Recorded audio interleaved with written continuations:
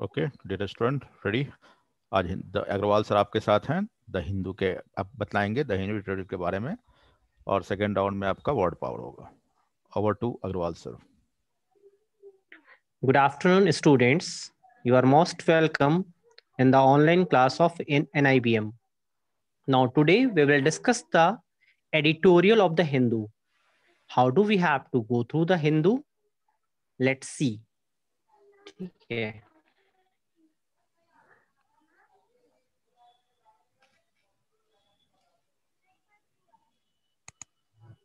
First of all, when you start reading any editorial, you must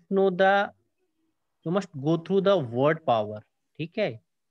Now, let's start. An elite club, right? तो you must be knowing what is the meaning of elite. ठीक है. सबसे पहले हम लोग एक एक word की पहले मीनिंग भी जानते हैं कि इस वर्ड की मीनिंग होती क्या है, और जब हम मीनिंग हमारे लिए क्लियर हो जाएगी तो उसे समझना और भी आसान हो जाएगा. तो what is the meaning of elite? Elite means होता है बेस्ट, जो सबसे अच्छा होता है, right? Now the G7 needs to be more open and less exclusive in an increasingly interlinked world. हम लोग हर एक लाइन में देखेंगे कि कोई ऐसा नया वर्ड तो हमें नहीं मिल रहा है. If we just find the new word, we have to know the exact meaning of that word, right? तो यहाँ ये लाइन कह रहा है G7 जो है उसको बहुत ही ज्यादा ओपन होने की जरूरत है और लेस एक्सक्लूसिव होने की जरूरत है. ठीक है. किसके साथ? जो ये वर्ल्ड जो है हमारा बढ़ रहा है, इंटरलिंक्ड वर्ल्ड जो एक दूसरे से अटैच होता जा रहा है इस वर्ल्ड के लिए, राइट? तो लेट्स नो कि और क्या कहा जा रहा है इस G7 के बारे में. The G7 summit at Carbis Bay sent out two very strong messages. अब देखिए यहाँ पे इस लाइन में सबसे पहले यहाँ पे एक नया वर्ड आया, sent out.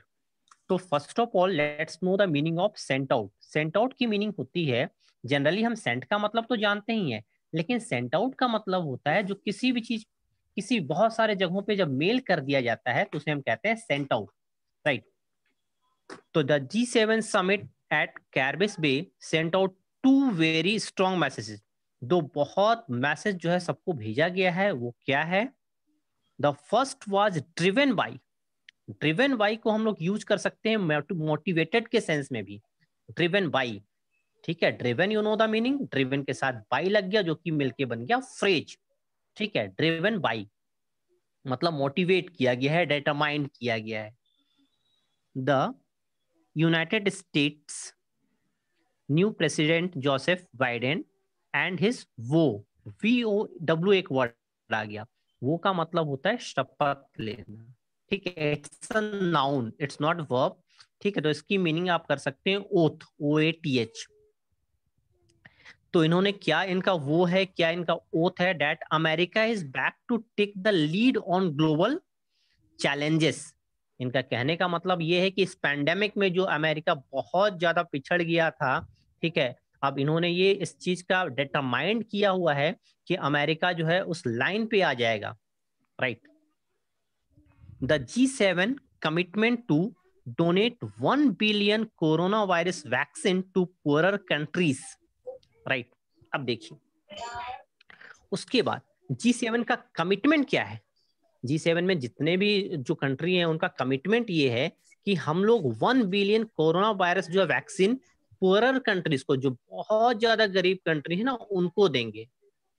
And to invest $12 trillion in their combined pandemic recovery plan depends on US commitment for a large part.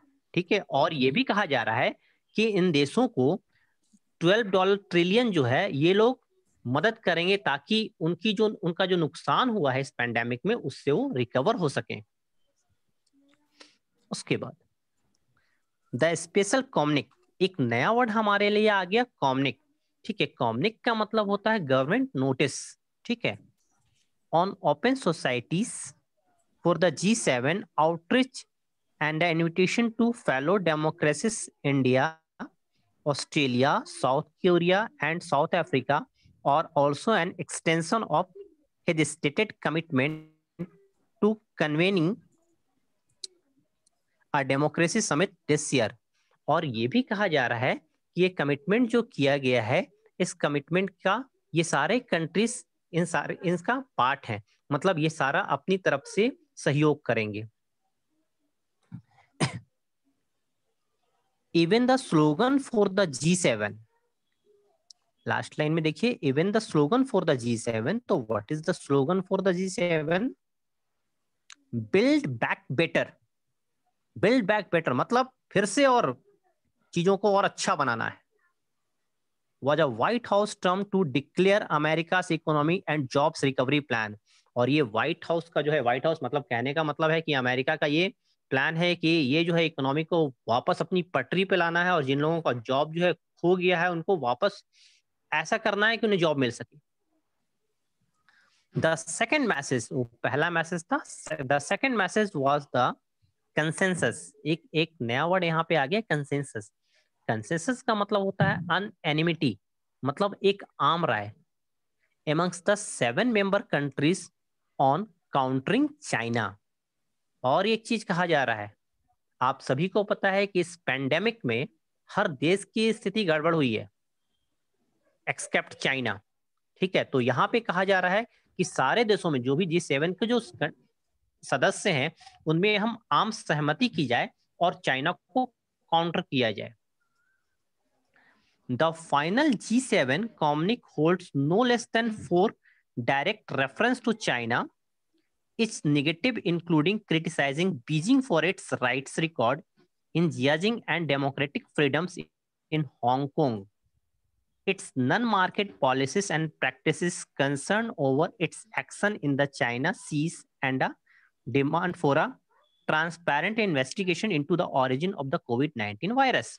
देखिए ये लाइन क्या कह रहा है, ये लाइन कह रहा है कि फाइनल G7 कम्युनिक जो है इसमें सारे मेंबर्स की राय ये है, ठीक है, इंक्लूडिंग आप जान ही रहे होंगे हांगकांग के साथ क्या किया गया, इन सारे की राय ये है कि हम लोग ये चाहते हैं कि जो भी कोरोना वायरस का जो इफेक्ट है, जो COVID-19 जहां से शुरुआत हुई है, उस चीज को डायरेक्ट इन्वेस्टिगेट किया जाए और इसकी हम लोगों को खुली छूट दी जाए ताकि इसका पता लगाया जा सके. उसके बाद दो द बोन होमी, यहाँ पे एक नया वर्ड आ गया, दो द बोन होमी, राइट. तो let's know the meaning of bone Homi. Bone Homi का मतलब होता है मिलनसारिता, मतलब एक दूसरे से मिलना जुलना. ठीक है, इसको इंग्लिश में हम बोलते हैं एमेबिलिटी, right. Among the G7 leader was palpable. आपको याद होगा एक वर्ड मैंने palpable आपको पहले भी एक वर्ड दिया था, देखिए क्या palpable का मतलब होता है direct. Again repeat it. Amiability, हाँ amiability, AMIABILITY. ठीक है, इट्स वेरी कॉमन वर्ड. ठीक है, और पैल्पेबल जो यहाँ पे एक वर्ड आ रहा है मैंने आपको इस क्लास में भी दिया था अगर आपको याद हो तो. पैल्पेबल का मतलब होता है डायरेक्ट, हाँ, इजिली डायरेक्ट. ठीक है, तो ये जो है ना G7 के जो भी कंट्री, जो भी लीडर्स हैं, उनके बीच जो है बोन होमी है और वो डायरेक्ट है, जो दिखता है. The difference and contradiction in the grouping remain challenges. होता है कभी कभी, अब इनके बीच में मान लीजिए कि अगर कॉन्ट्राडिक्ट हो गया, कॉन्ट्राडिक्ट कहने का मतलब है किसी बात पे अगर सहमति नहीं बन पाई, ठीक है, राइट, तो ये भी इनके लिए एक चैलेंज ही रह गया. इवन 2 decades ago कहने का मतलब है कि 20 साल पहले क्वेश्चंस वर रेस्ड, क्वेश्चन उठा था ये अबाउट वेदर द, इसके नीचे हम लोग देखते हैं क्या है, whether the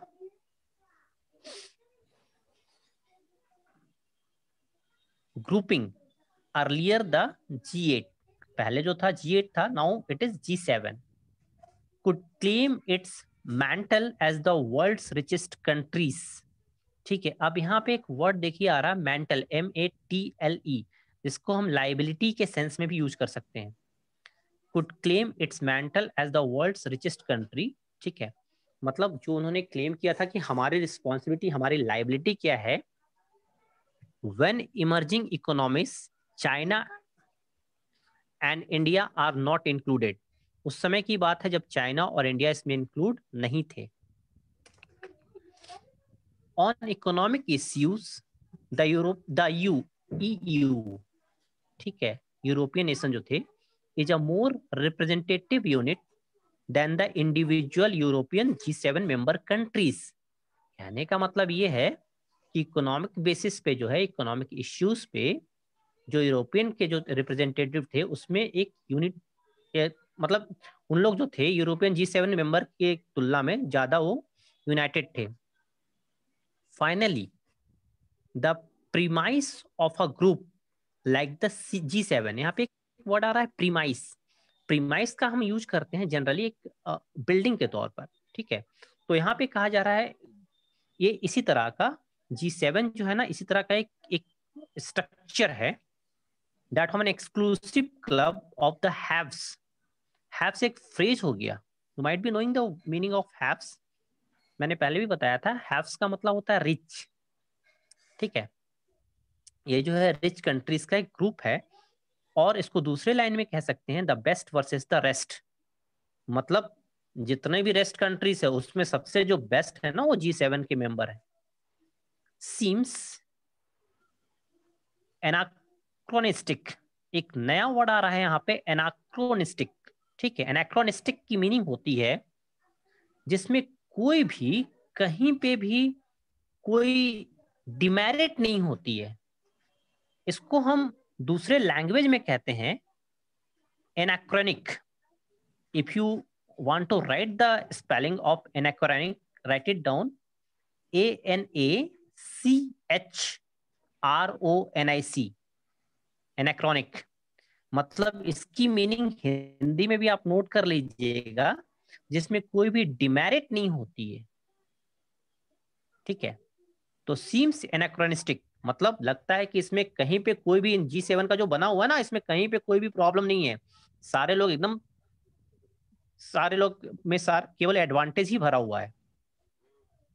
in a world that is much more interlinked now, और अब लगता है कि एक दूसरे से ये बहुत ज्यादा कनेक्टेड है नाउ देन इन 1975। अगर 1975 से तुलना की जाए तो अब उसके मुकाबले में ये बहुत ज्यादा इंटरलिंक्ड है ये। उसके बाद when the grouping first came about, जब ग्रुपिंग ये तैयार हुआ ना 1975 में, तब से तुलना की जा रही है, तब के मुकाबले अब जो है इनका इंटरलिंक बहुत अच्छा है।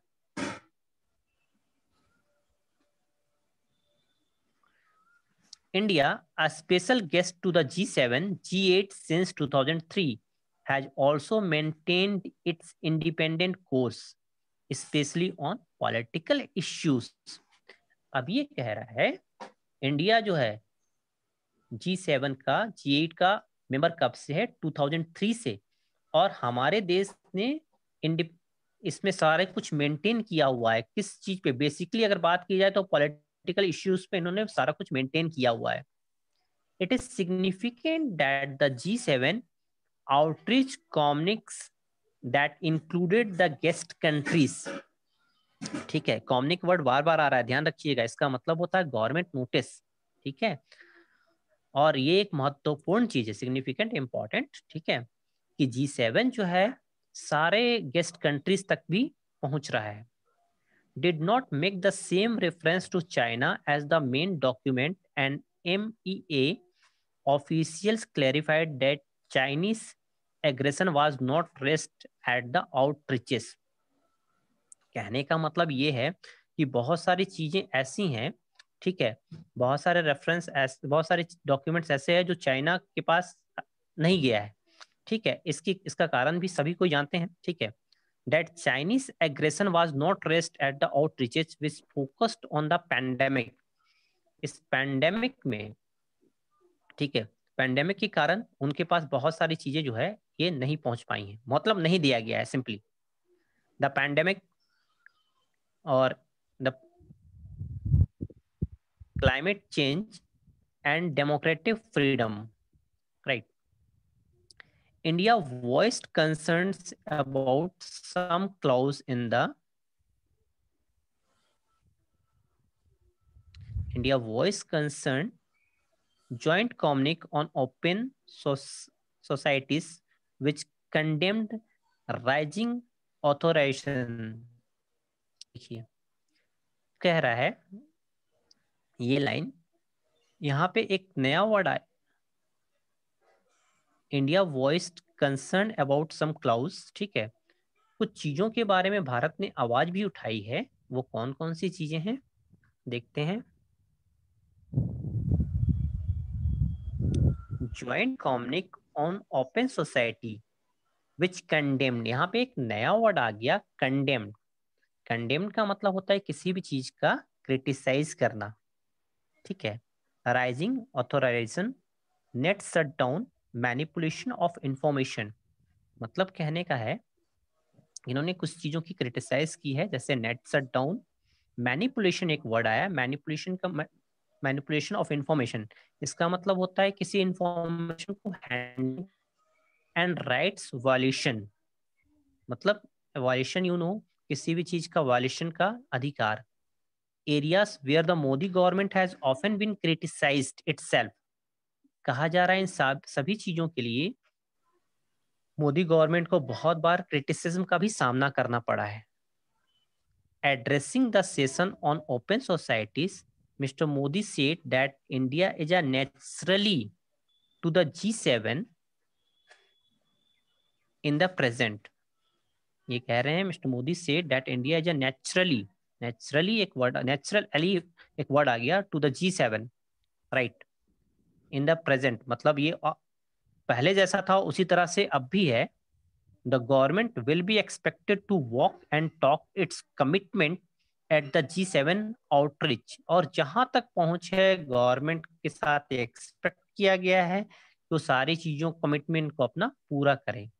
Specially in the areas of information clamp down, एक वर्ड आया यहाँ पे क्लैम्प डाउन, ध्यान रखिएगा. क्लैम्प डाउन बेसिकली हम लोग यूज करते हैं पॉलिटिक्स के सेंस में भी. क्लैम्प डाउन का मतलब होता है स्ट्रॉन्ग पॉलिसी, ठीक है. तो given that India had the largest number of internet shutdown in 2020, और कह रहा है कि आपको पता ही होगा कि बहुत सारे जगहों पे इंडिया में बहुत बार ऐसा वायलेंस का टाइम आया जब इंडिया को बहुत टाइम के लिए इंटरनेट शटडाउन करना पड़ा.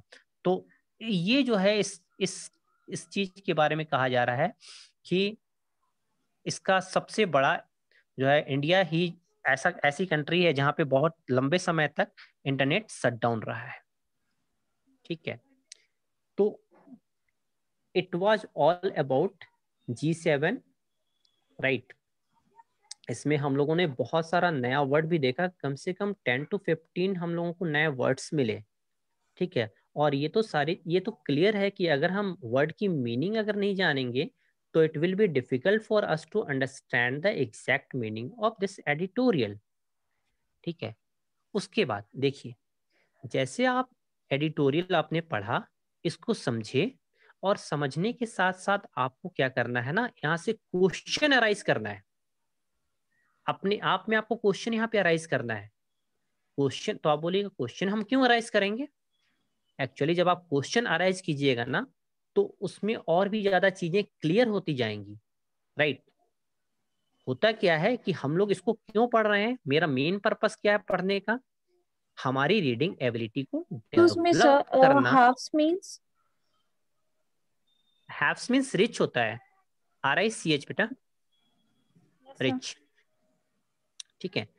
तो मेन पर्पस क्या होता है हमारा, रीडिंग एबिलिटी को डेवलप करना. और रीडिंग एबिलिटी जब हमारी डेवलप्ड है तो हम आसानी के साथ कॉम्प्रिहेंशन एग्जाम में सॉल्व कर पाते हैं, राइट.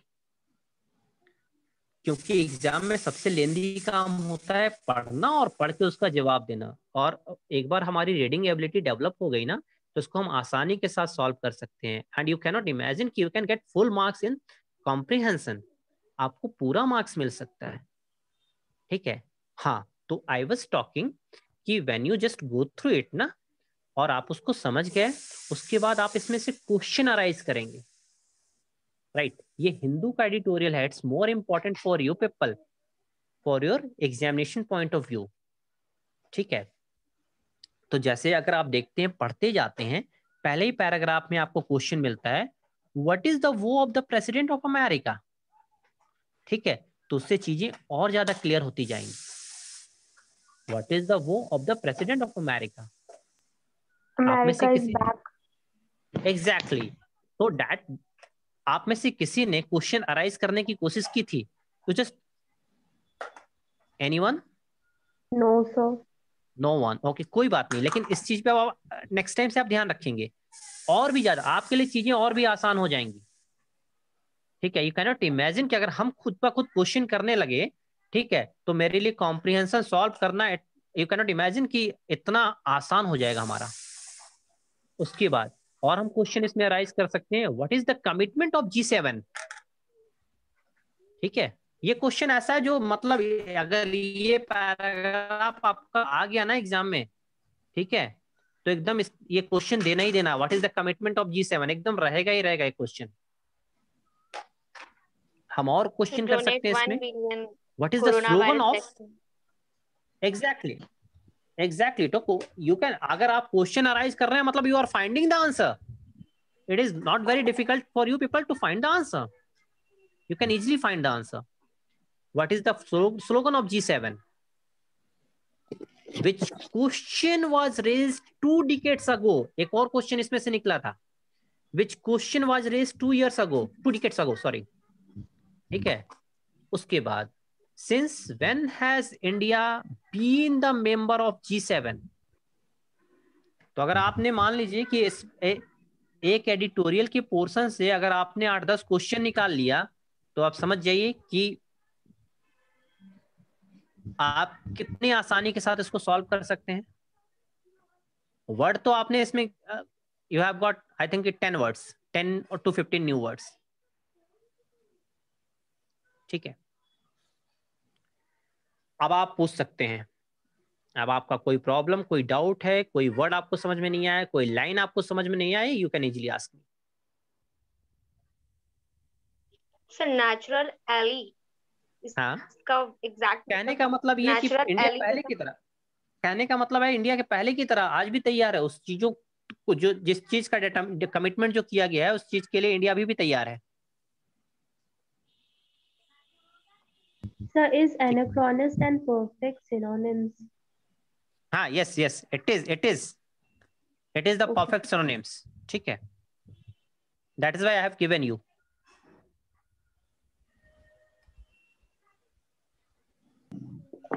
सर इसका G8 नाम से बदल G7 क्यों रखा गया?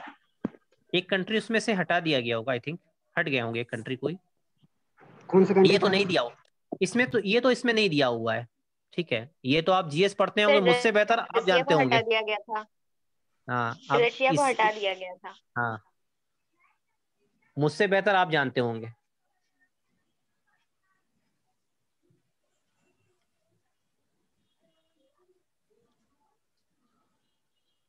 कैसा लगा ये एडिटोरियल? सर अच्छा था। अच्छा था मतलब नए वर्ड्स मिले। हाँ, फ्रूटफुल, ये तो एग्जैक्टली हाँ, क्वेश्चन, हाँ वो निकालना पड़े आपको, ठीक है। वो अगर आपने निकाल लिया तो आपका तो मतलब समझिए 100% काम हो गया यहाँ पे, ठीक है।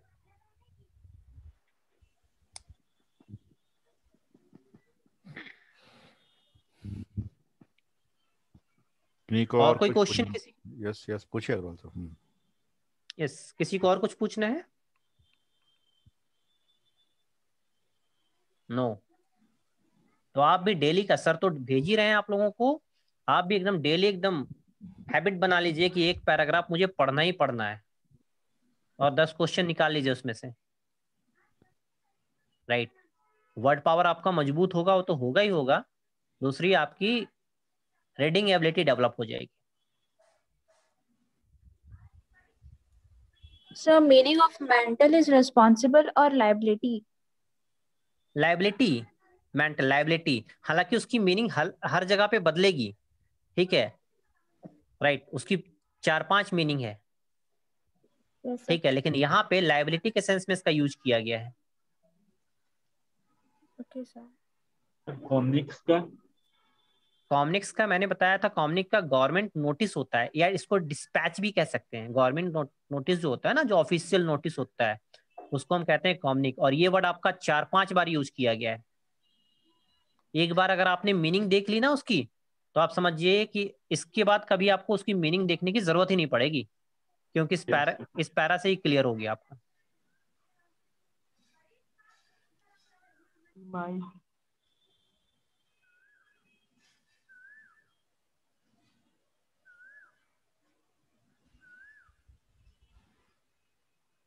Description.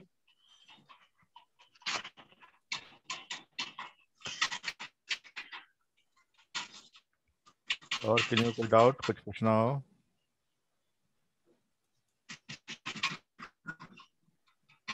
तो फिर से इसको बनाइए, फिर से इसको पढ़िएगा, ऑब्जर्व कीजिएगा, देखिएगा।